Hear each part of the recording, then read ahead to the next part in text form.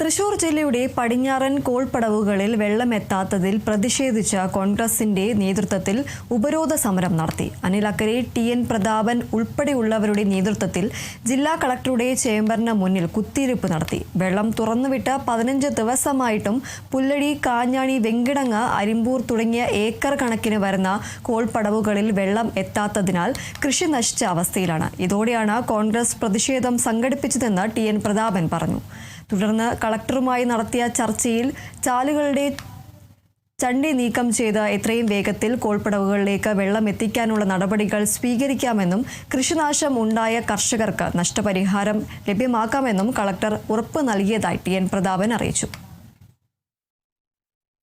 കുളവാനുണ്ടെങ്കിൽ പോലും അടി കൂടെ വെള്ളം വരും. പക്ഷേ ഈ കരിവാരി ചണ്ടി എന്ന് പറഞ്ഞ ചണ്ടി ആണ് ഏറ്റവും പ്രശ്നം. അത് നീക്കുകയാണ് വേണ്ടത്. അത് നീക്കുന്നതിന് ഫണ്ടിന് അതായിരുന്നു ആദ്യം തടസ്സം പറഞ്ഞത്. ഞങ്ങൾ പറഞ്ഞു ഡിസാസ്റ്റർ മാനേജ്മെന്റ് ഫണ്ടുണ്ട് കളക്ടറേയിൽ. ആ ഡിസാസ്റ്റർ മാനേജ്മെന്റ് ഫണ്ട് എടുത്തിട്ട് അടിയന്തരമായി കരിവാരി ചണ്ടി മാറ്റുക. അത് മാറ്റാമെന്ന് അഗ്രി ചെയ്തു. വിത്തിൻ ഡേയ്സ് ഇതിനുള്ളിൽ ഞങ്ങൾ പറഞ്ഞു വിത്തിൻ അവേഴ്സ് ആണ്. അപ്പോൾ വിത്തിൻ ഡേയ്സ് ഞങ്ങൾക്ക് തന്നു. സ്വാഭാവികമായും പോസിറ്റീവായൊരു സ്റ്റാൻഡ് എടുത്തു കളക്ടർ ഉടൻ ചെയ്യാമെന്ന് പറഞ്ഞിട്ട്.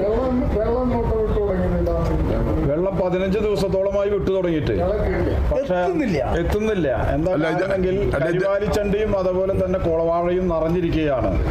ഒരു വിഭാഗത്തിലുള്ള ഉദ്യോഗസ്ഥന്മാരുടെ വീഴ്ചയാണത്. സത്യത്തില് ഇതൊരു പദ്ധതി നടപ്പാക്കി ഈ കരിവാലിച്ചണ്ടി അടിയന്തരമായി മാറ്റുന്ന പക്ഷം എത്രയും പെട്ടെന്ന് വെള്ളം എത്തുന്നതാണ്. അതാണ് ഇപ്പോൾ ഇവിടെ പറഞ്ഞിട്ടുള്ളത്. ഡിസാസ്റ്റർ മാനേജ്മെന്റ് പദ്ധതി പ്രകാരം അടിയന്തരമായി ഈ തടസ്സങ്ങൾ നീക്കിയാൽ വെള്ളം എത്തും.